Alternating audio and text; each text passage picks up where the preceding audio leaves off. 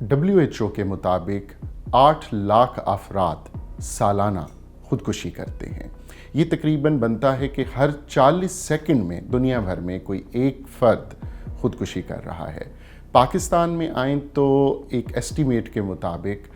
تقریباً 15 سے 34 افراد روزانہ خودکشی کرتے ہیں۔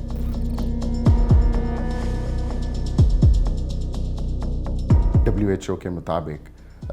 دنیا بھر میں 15 سے 29 برس کے نوجوانوں میں موت کی دوسری بڑی وجہ خودکشی ہے۔ اگر ہمارے ملک میں رپورٹڈ کیسز پراپرلی رپورٹ ہوتے ہوں تو وہ ینگسٹرز میں، نوجوانوں میں سوئسائڈ کی شرح زیادہ ہے۔ پھر جینڈر میں آئیں تو مرد حضرات گلوبلی بھی اور پاکستان میں بھی زیادہ سوئسائڈ کمٹ کرتے ہیں، لیکن ایک بڑی دلچسپ بات یہ ہے کہ سوئسائڈل آئیڈیشن مطلب اپنی زندگی کو ختم کر دینے کا جو ایک خیال منڈلاتا رہتا ہے وہ خواتین میں زیادہ پایا جاتا ہے۔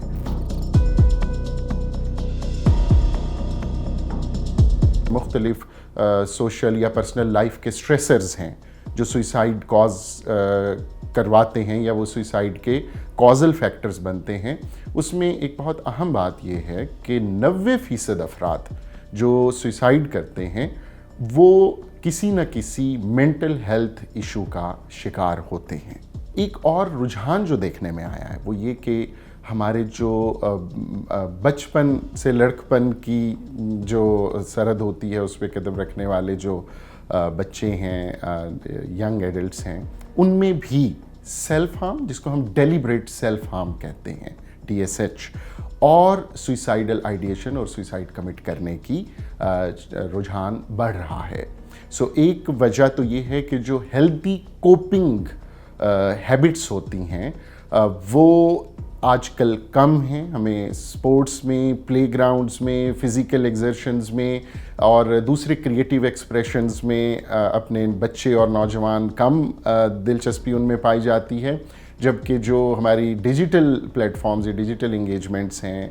ویڈیو گیمز ہیں، ٹک ٹاک ہے، اس سے جڑے رہنے کی، اس میں ہیٹس، اس میں لائکس کا جو ایک وارفیئر ہے وہ ایک ایسا ذہنی خلجان برپا کر دیتا ہے ان بچوں میں کہ جو ایونچولی سیلف ہارم اور سوئسائڈ تک بھی لے کے جا سکتے ہیں۔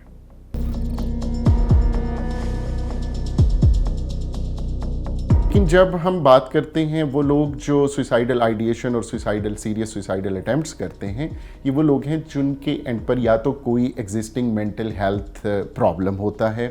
دوسرا یہ ہے کہ ان کی کوپنگ ریزیلینس لمیٹڈ ہوتی ہے، چیلنجڈ ہوتی ہے، اور تیسرا یہ کہ جو سوشل سٹگما جیسے میں نے پہلے بھی ذکر کیا اس کی وجہ سے وہ بر وقت مدد طلب کرنے میں ان کو مشکل محسوس ہوتی ہے، شرم مانے ہوتی ہے، سو وہ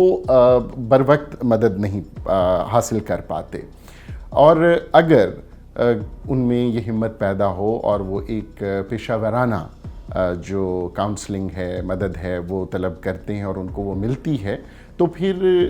بخوبی وہ اپنی اس سوئسائڈل آئیڈیشن سے نبردازماں ہوتے ہیں، اور سوئسائڈ اگر ایک مرتبہ سوئسائڈ اٹیمپٹ ہوتی ہے تو likelihood of committing suicide another time increases in next 8 to 10 months۔ سو ایک بہت اہم بات یہ ہے کہ اگر سوئسائڈ اٹیمپٹ ہوئی اور کیئر گیورز، فیملی ممبرز اور وہ خود اسے رپورٹ کریں اور مینٹل ہیلتھ پریکٹیشنر کی سروسز کو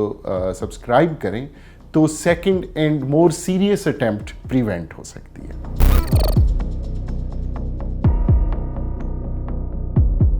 دیکھیے، ہم جب خودکشی کی بات کرتے ہیں، اس فینومینن کی بات کرتے ہیں تو دو پہلو بہت اہم ہیں۔ ایک کون سی وجوہات اور عوامل ہیں جو خودکشی کی جانب کسی کو مائل کرتے ہیں، اور دوسرا یہ کہ اگر کوئی خودکشی کا رجحان رکھتا ہے کوئی فرد، اس کو بچایا کیسے جا سکتا ہے، اس کی مدد کیسے کی جا سکتی ہے۔ سب سے اہم بات اگر ہم عوامل کی کرتے ہیں تو جیسے میں نے عرض کیا کہ مینٹل ہیلتھ ڈس آرڈرز جو جنرل انگزائٹی، ڈپریشن، جیسے ڈپریشن ایک بہت بڑی وجہ ہے جو سوئسائڈل آئیڈیشن اور سوئسائڈ کاز کرتی ہے، ہمیں اسے ایڈریس کرنے کی ضرورت ہے۔ ہمیں جو سٹگما مینٹل ہیلتھ ڈس آرڈرز پہ بات کرنے اور اس سے جو مدد چاہیے ہوتی ہے ایک ذہنی مرض یا نفسیاتی مرض میں مبتلا فرد کو، جو سٹگما، جو شرم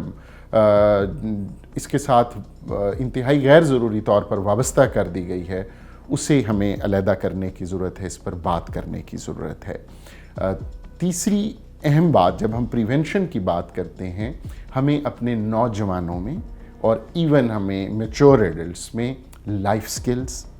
over all professional occupational skills, decision making skills, critical thinking, اس طرح کی جو سافٹ سکلز ہیں، یہ ڈیولپ کرنے کی بھی انتہائی شدید ضرورت ہے، کیونکہ ہم نے تحقیق کے نتیجے میں دیکھا ہے کہ وہ افراد جن میں تعلیم کے ساتھ تربیت اور تربیت کے ساتھ جن کے اندر لائف سکلز کو ایکسرسائز کرنے کی ایبلٹی زیادہ ہوتی ہے، وہ مینٹلی ہیلدی ہوتے ہیں اور سوئسائڈل آئیڈیشن کا بہت کم شکار ہوتے ہیں۔ لو انکم کنٹریز میں 1,00,000 افراد کے لیے 2 یا اس سے بھی کم مینٹل ہیلتھ پریکٹیشنرز اویلیبل ہیں، as compare to over 75 mental health practitioners for the similar 100,000 people in developed world. سو بدقسمتی سے ہمارا شمار بھی ان ملکوں میں ہوتا ہے جہاں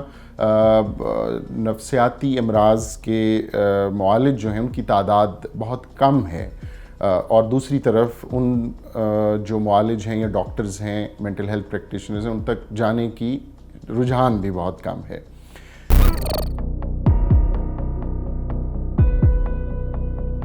ہم عموماً نفسیاتی امراض کو کسی جنوں بھوتوں کے حاوی ہو جانے سے ایٹریبیوٹ کرتے ہیں، اور فیتھ ہیلنگ کا ایک پروسیس شروع ہوتا ہے، یا ان آتھینٹک جو مینز ہوتے ہیں ٹریٹمنٹ کے ان کو سبسکرائب کیا جاتا ہے، 3، 4، 5، 7 برس اس میں ضائع کر دیے جاتے ہیں، اور اس کے بعد جب پروگنوسس یعنی علاج کی کامیابی کی شرح بہت کم ہو چکی ہوتی ہے کرونیسٹی کی وجہ سے، اس وقت کسی ڈاکٹر کا آتھینٹک کسی معالج کا رخ کیا جاتا ہے۔ تو ایک تو ارلیئر دا بیٹر، اور باقاعدہ جس طرح کھانسی، نزلہ، زکام، بخار جیسی بیماریوں سے لے کر کینسر، ڈائبٹیز یا کسی اور ٹرمینل ڈیزیز میں مبتلا ہونے کے نتیجے میں ہم ایک اسپیشلسٹ ڈاکٹر یا اسپیشلائزڈ ہاسپٹل کا رخ کرتے ہیں۔ بالکل اسی طرح جب کسی قسم کے نفسیاتی ذہنی امراض کی جھلک نظر آئے تو آپ نے کسی مستند ماہر نفسیات سے رابطہ کرنا ہے۔ ہمیں لیجسلیشن سے لے کے جو ٹیکٹیکل لیول تک جو ڈپارٹمنٹس اس ہیلتھ سے اور مینٹل ہیلتھ سے وابستہ ہیں، ان کے افراد کو بھی ایجوکیٹ کرنے کی، اور ٹیکٹیکل لیول پر جو انٹرونشنز ہیں ان کو پروفیشنلی، ایتھیکلی اینڈ آتھینٹکلی ان کو ایکسرسائز کرنے کی ضرورت ہے۔